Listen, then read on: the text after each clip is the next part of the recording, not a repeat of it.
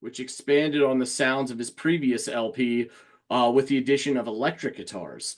So he's got a kind of this Dylan thing where he's evolving his sound a little bit as he goes over time. Judas. Yeah, exactly. I don't think to the same upheaval and uproar as Dylan, but nonetheless a similar path.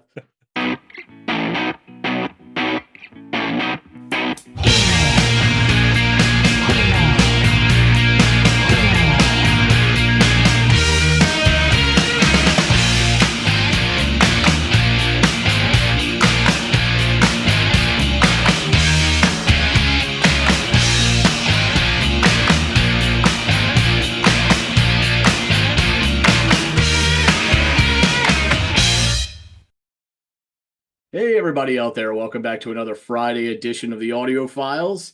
And it's Friday. You know what it means.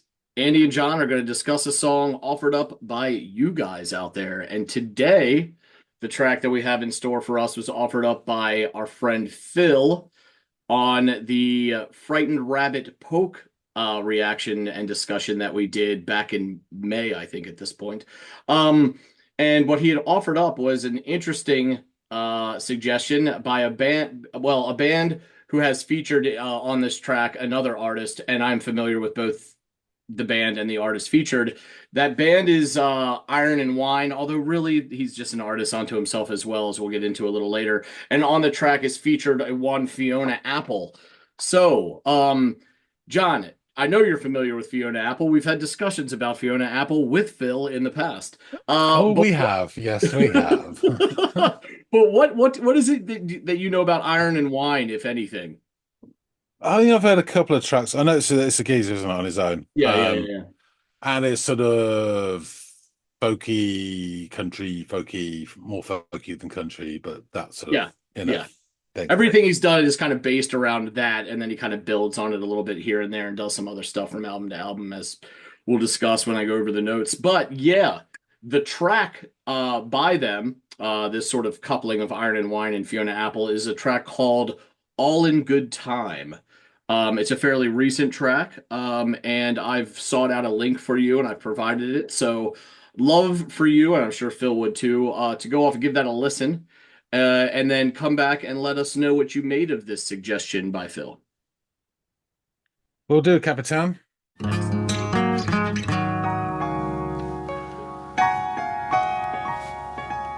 All in good time, I gave it my best. I was alone till I found myself. Grew up to be a man, more or less. All in good time. All in good time, I drifted away. I ran my mouth till I had nothing to say. You broke my heart, then I was okay. All in good time.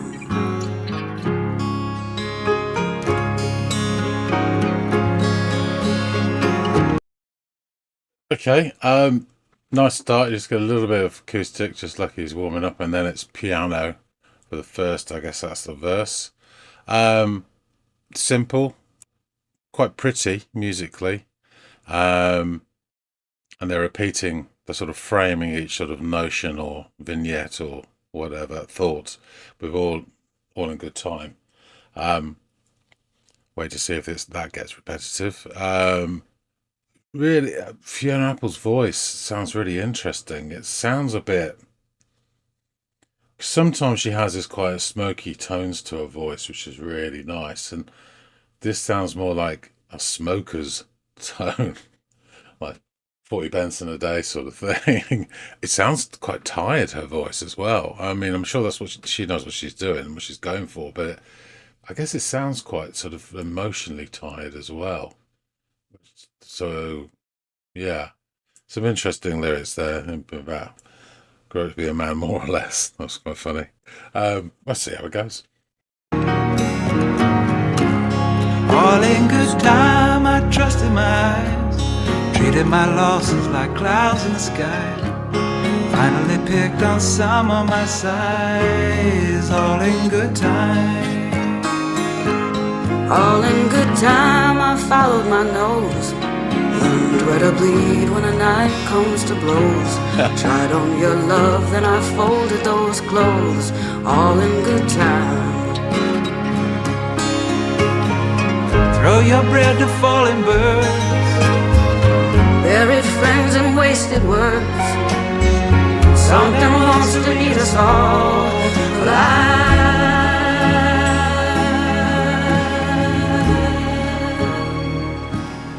All in good time. Something wants to eat us all alive. That's a really interesting one. This is quite, I don't know. I mean, it's quite sort of, it's not really my thing. It's quite middle of the road. Sort of this classic, almost sounds like a couple looking back on the relationship as a duet. And that's really not my thing. But every now and then there's a really interesting lyric in there. That one, just as you got the strings coming in, but they're not really. They're doing it a very old school way. They're sort of underscoring the vocal melody, and you get sort of rise and fall with it. They're sort of swelling up. It's nice, and I think it adds to the sort of emotional side. It's quite.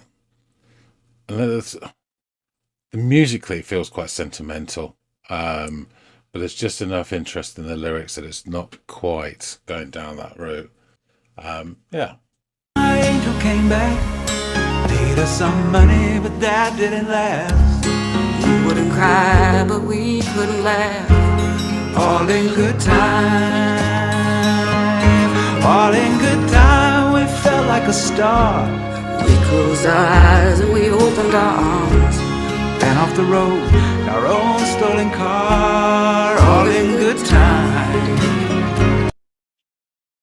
Sorry, just noticed that they've gone from I do this, I do that to we. So it's emphasising their sort of time together, which is a simple, but it's a good method. They're now burning along in a stolen car. Very interesting. That's nice. All in good time, and that's what it was. Mistook that cash and the mattress for love. Dropped all our weapons and shrank from the blood. All in good time. Stolen car, money in the mattress, drop the weapons. It's Bonnie and Clyde, isn't it? Must be. Anyway. All in good time, we'd nothing to prove. We took the bait till we'd lost the tooth. No one believed it, but we told the truth. All in good time.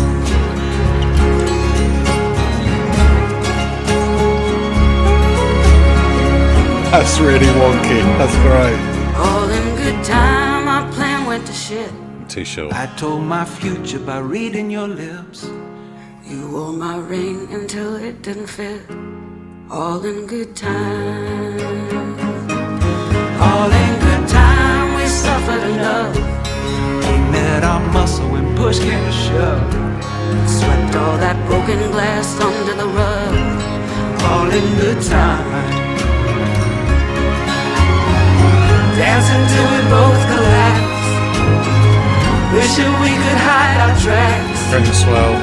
Something wants to eat us all alive.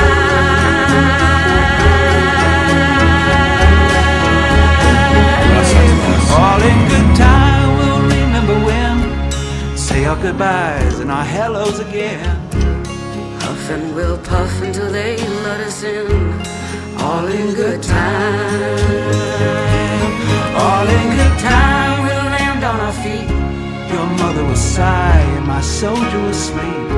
We'll swim in the ocean, fishes set free. All in good time. We'll swim the ocean. All in good time.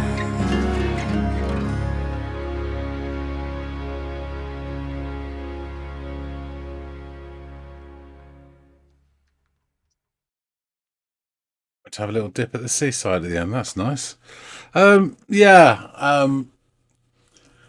Not really my sort of thing. I thought it was okay as a song. It was a little bit sort of, I don't get too critical, but a little bit mawkish for me. I could see how people would absolutely love this, but it didn't reach me. But I can see this being, a big favourite of some people easily. Um, yeah, but I thought there was enough interest in the lyrics and little twists here and there that were very, and some imagery I just didn't understand or get. I wondered if him saying this soldier will sleep was a euphemism. Um, well, there you go. Yeah, we need to definitely investigate. So let's go back and chop it up with Andy. All right, you have returned, all in good time, I must say. What did you make of this track, this sort of duet, if you will? Hmm. Well, first off, managed to get some lyrics because they were right in front of me. It's the only way it's going to happen. Yeah. So starts off with just an introductory sort of thrum on the acoustic, and that's all you get for the time being. And then it's this pretty little piano that accompanies the duet. And I caught some of the start. Some of the lyrics I found quite interesting and evocative in certain ways, and sort of pause for thought in others. All in good time, I gave it my best. I was alone till I found myself. Grew up to be a man, more or less. I like that line. Um, and then so that's like the first little stanza, and then Fiona Apple's voice comes in for the second stanza, and was quite not shocked but surprised. Um, I'm really familiar with the first two and a half albums, as it were. I know that, but I don't really know it. So she quite often has this nice sort of smoky tone to her voice. Yeah. But this, I didn't know when it was, but this isn't smoky in tone. It's more smoky as in 40 Bensons a day smoky. It's her voice sounds tired. And I think it's I don't know if it's just her voice has changed or if it's for effect. I'm thinking there's an emotional tiredness in it as well. So I'm thinking perhaps it's to do with the song. So I just found it really interesting. It's her, but it's different her. And just it made me think that recently, and I'm well behind here, but I stumbled on that cover she did of the Waterboys' Hole of the Moon, which is a lovely song. I did not like it at all. And that was nothing to do with her vocals. I thought the musical arrangement was horrible. It was kind of like a John Lewis Christmas TV advert. It was pasteurized. But her voice in that, the only reason I mentioned her voice in that was slightly different again to what I'm used to. It was more breaking and vulnerable. So her vocal performance in that song was actually the highlight of it. And here it's just different, resigned almost. Yeah. Definitely tired sounding. It's interesting, really interesting. So second verse, the acoustic actually comes back, and then we start to get the beginnings of some string accompaniment as well. And they continue to frame every sort of vignette or thought or little, couplet picture with all in good time. I think I said in the reaction, I wonder how long that's going to take before it becomes tiresome to me. But, there was, again, some really interesting lyrics. There was one where he said, treated my losses like clouds in the sky and finally picked on someone my own size. Someone picked on one my size, yeah, which I thought was quite good. And then she comes back with learn to bleed when a night comes to blows. Tried on your love, then I folded these clothes. Again, really interesting and quite nice little lyrics. So from this point, I'm getting this. It's one of these kind of retrospective relationship songs, looking back. And by its nature, it's looking back. So it has a kind of like mature vibe, or sort of, it's got a few years under its belt, looking back, as it were. I think the next bit is like a kind of a bridge. But the words are really interesting. Throw your bread to falling birds. Yeah. Buried friends and wasted words, whatever. Something wants to eat us all alive. I thought that was, again, really interesting. They're talking about the nature of a relationship or whatever, but it was just, yeah, again, thought-provoking. Third verse, they shift now from the first person singular to collective, we, from I to we when they're singing, which again emphasizes the nature of the couple rather than it was their perspectives and now it's our perspective. It's a simple thing, but it's effective. The strings continue to swell and underscore the vocal melody. It's pretty. It's not exactly adding much musically. What it's doing is it's building on the vocal melody and the sort of sentimental feeling behind it, Mhm. rather than flourishing, you know. And it does go off and do a few bits here and there. And then we get to the fourth verse, and there's this really it's interesting because she mentioned something about going on a stolen car. I also like sort of like thinking the reaction said, "Oh, that's sort of funny." And then the next verse, she said something about mistook that cash in the mattress for love and dropped all our weapons and shrank from the blood. And I just instantly thought Bonnie and Clyde. Mhm. That's just like funny. Um, After that, we were treated to this lovely little wonky cameo instrumental that only lasts a few seconds, but I absolutely loved it. It was great. Yeah, I could have stood for that to go on a little bit longer. Like another 20 seconds or Yeah. something, rather than the 4 seconds that it was. It was just sounded really interesting.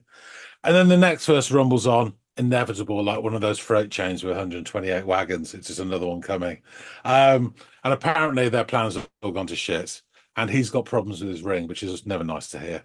Um, we then get a bit more sort of the music. We get that stirring music line, that dun dun dun dun dun dun, and then more string flourishes, and then we get another sort of bridge where there's a nice little bit at the end, that's sort of like piano bit dun dun, which is really nice, and then we get the final verse, and then they decide to go for a dip in the seaside, which is lovely ending. Um, yeah, I think overall, the highlights for me would be the interesting sort of twist on the lyrics. Some of them are a bit sort of mawkish, but others were really sort of interesting. And I think her voice was really interesting as well. So yeah, the song was sort of mellow, pretty, and just a bit sort of hokey folky. Mhm. Um, by the end, honestly, I think I could, because it felt quite samey going along. I don't mean to be critical here, but for me, my taste, I could imagine at one point like Dolly Parton and A another filmed in the studio singing to each other with wry glances at each other. Oh, Yeah. I'm good. It could easily be very hammy. It didn't cross that line for me, but I could see it being covered by someone else and being god awful. Yeah. Um, I'm not a huge fan of Iron and Wine from what I've heard. I don't say I dislike it at all, but it's just not, something that floats my boat. But I think Fiona Apple is always worth a listen, whether she's a hit or miss. She's an interesting character, and her voice in this is really interesting, and it actually fits the duet really well. Yeah. And I think he's playing it more of it's his song, isn't it, and everything. But he's kind of like almost a straight man, as it were, Yeah. and Yeah. she's the one who adds more to it. Um, but yeah, so it's a touch sort of mawkish for my taste. The sentimentality didn't really hit with me, but then I that's me, isn't it? Yeah, you're a But I poor could, bastard. We know. yeah, we all know this. But I could see how, and this is not a criticism of the song. It's not bad in any way. It just not hit my taste. But I could see how this been really, really popular with a number of people. Yeah. And there's a quality to the song. There's no, it's a decent song. It's just not one that floated my boat particularly. But there were Fair. elements that I did enjoy. Yeah, yeah, no, I liked the song myself when I originally listened to it, and the few spins I've given it since Phil had pointed it out to us months ago at this point. Um, and I think you're the part of what drew my also I think just hearing what you had to say, I think I'm a little more inclined to like Iron and Wine than perhaps you are. They're not like he's not like one of my favorite Yeah, acts out there, but I enjoy listening to his music and yeah, will give anything a go if it's getting some press or some buzz behind it. I'll be like, yeah, I'll dip into him and see what he has to say. But the thing that really piqued my interest was what you pointed out, which was her voice on this track and how different it is from what I expected and what I'm used to. yeah, Um, and how it did it fit the song, I think, perfectly the way she yeah, delivered it, and sort of this it almost sounded like the voice of a memory or the voice of nostalgia, kind of the way it's delivered, rather than her sort of that her sound that got her on the map with those first couple albums that was so quintessentially her sound. This yeah. is a divergence from that, so that was really interesting to hear as well, and I totally agree with you. But Yeah, it was a good listen. Phil, thanks for chucking it our way.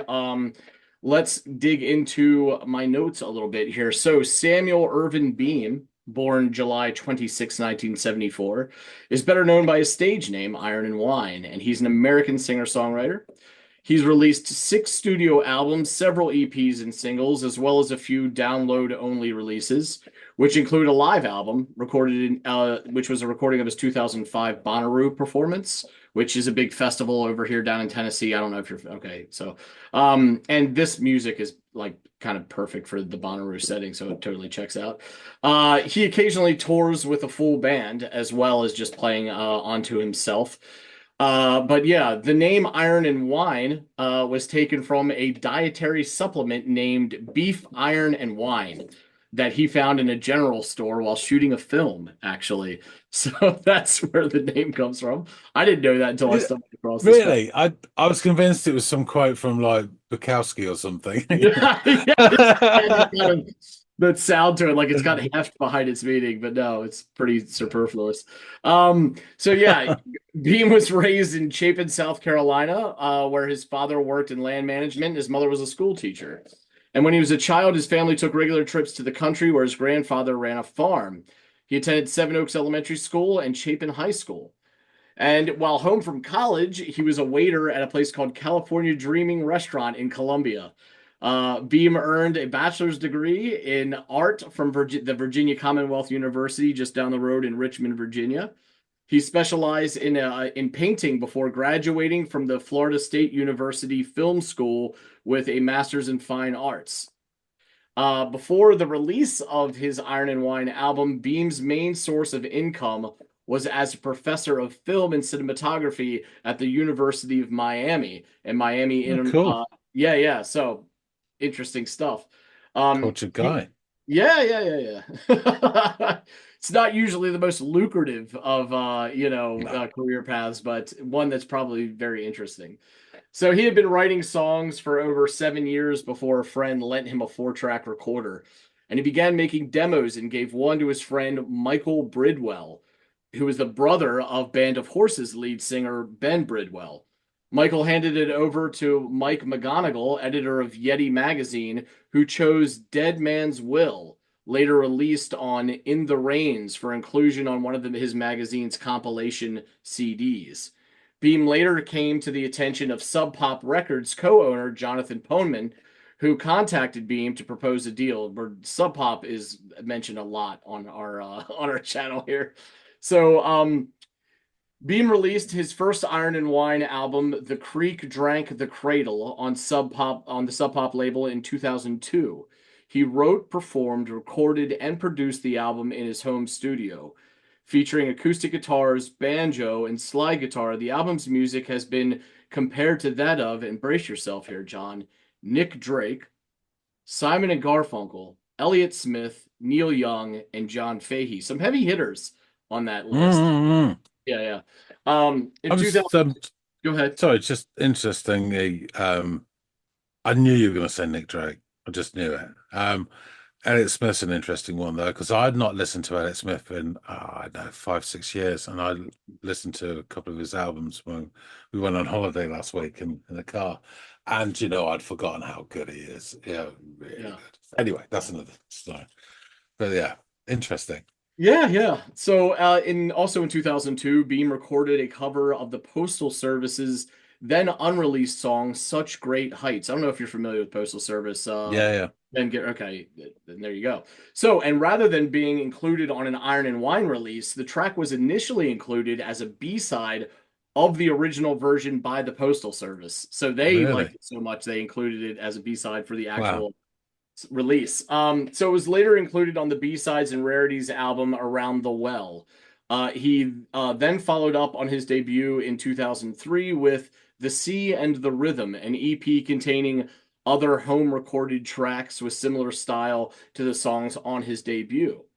But Beam's second full-length album, Our Endless Numbered Days in 2004, was recorded in a professional studio with a significant increase in fidelity.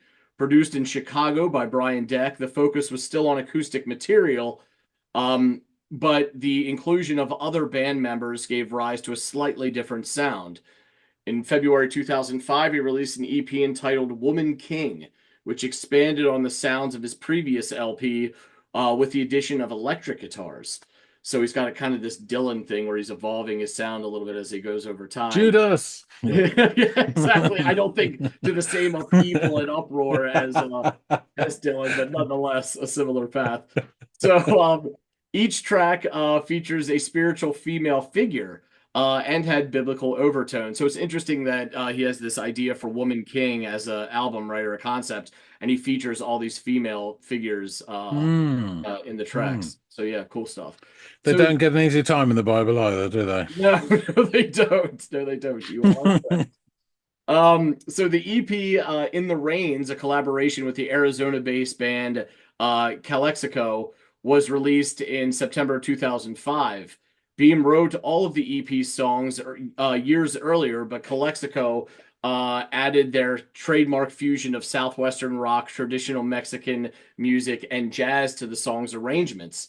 Several tracks, most notably Burn That Broken Bed, features brass instruments, a first for Beam's music. So here he is continuing to evolve.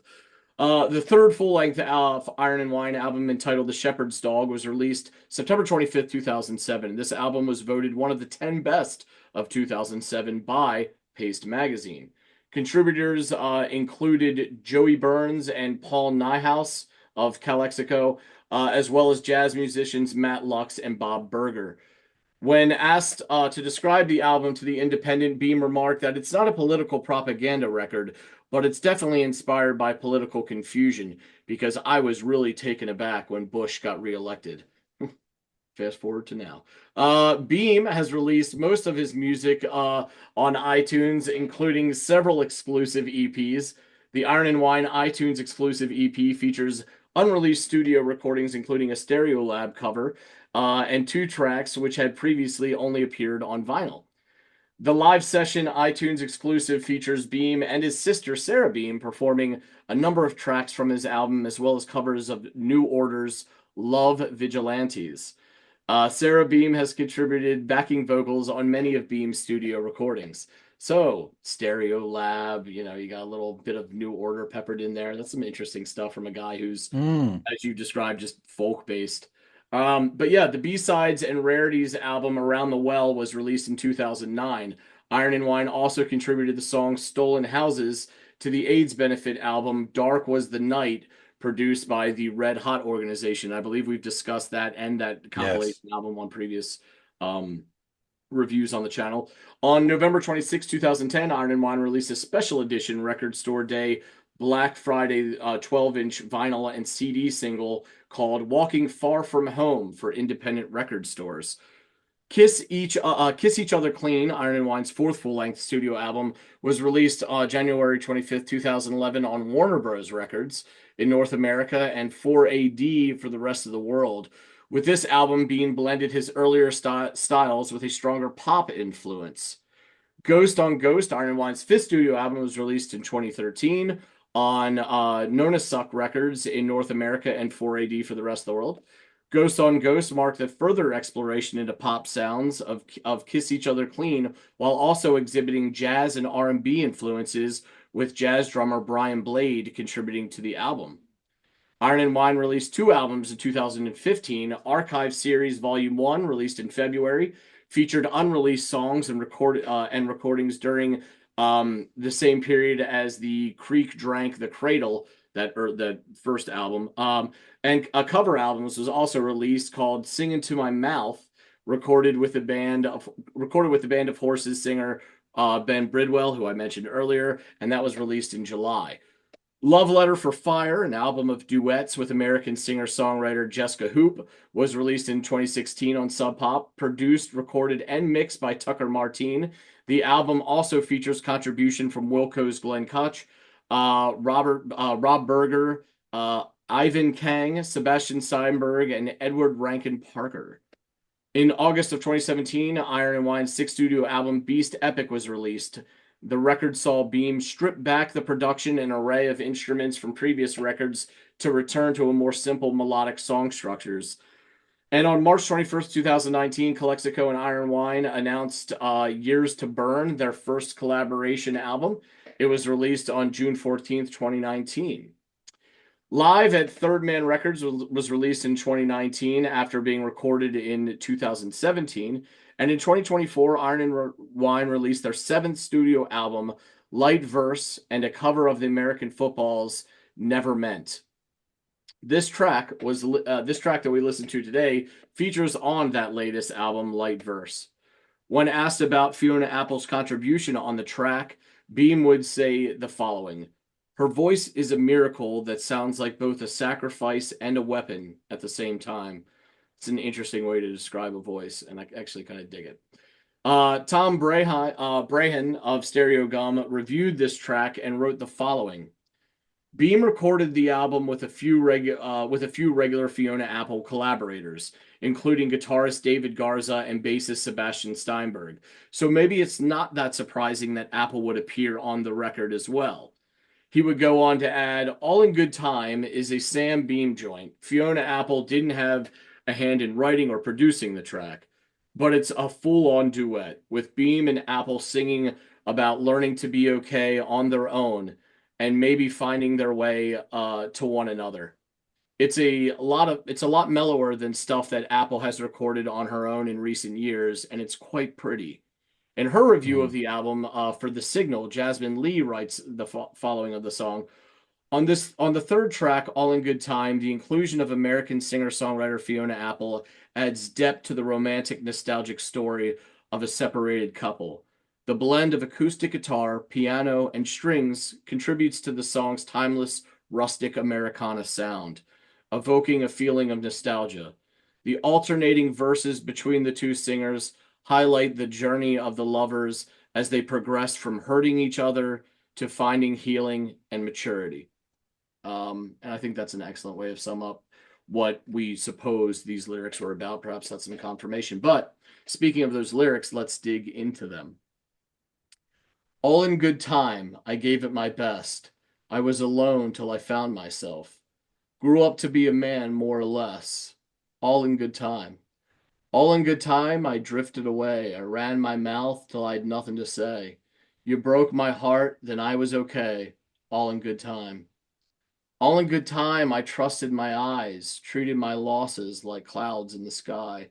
Finally picked on someone my own size. All in good time. All in good time, I followed my nose, learned where to bleed when a night comes to blows.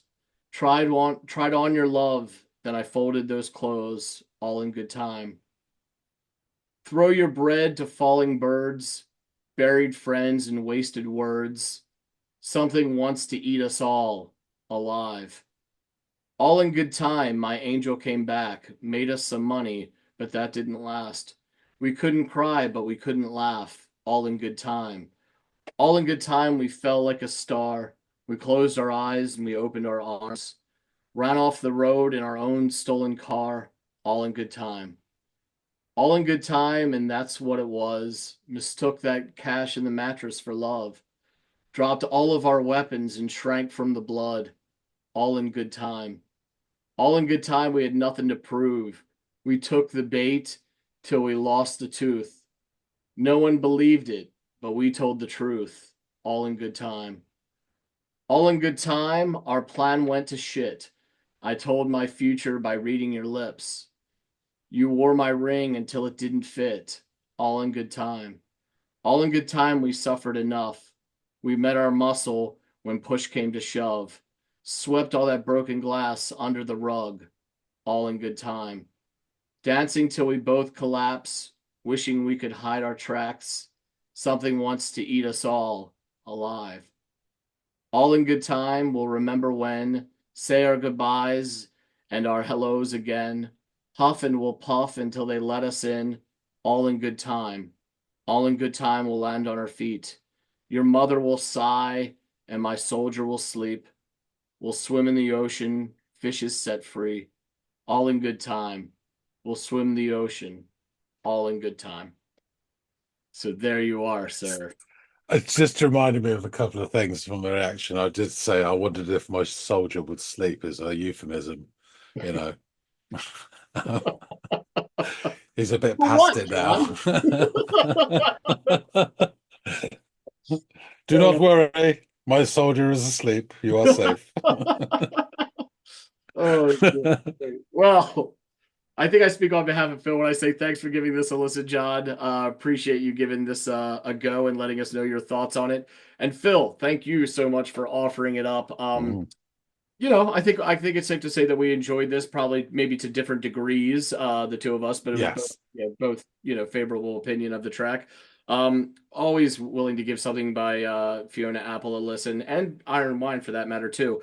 And Phil, kudos to you for giving something by Fiona Apple a try. I'm glad to hear that you came around to her at least on this track. So, um, all that out of the way, hopefully y'all out there enjoyed this. Please let us know what you think in the comments field below. If you have any other tracks featuring Fiona Apple, by Fiona Apple, featuring Iron and Wine, or by Iron and Wine, please, or anyone else for that matter, give us a shout down in the comments section. We love hearing from you guys. Also, like, share, and subscribe if you'd be so inclined. We really do appreciate it. It goes a long way in bolstering our presence on YouTube, bringing in new voices and opinions, thus kind of helping us form our future Friday episodes and the songs that we get suggested by all of you out there. So, all that out of the way, hopefully John and I will see all of y'all in growing numbers on the next installment of the Audiophiles. We'll see you later, guys.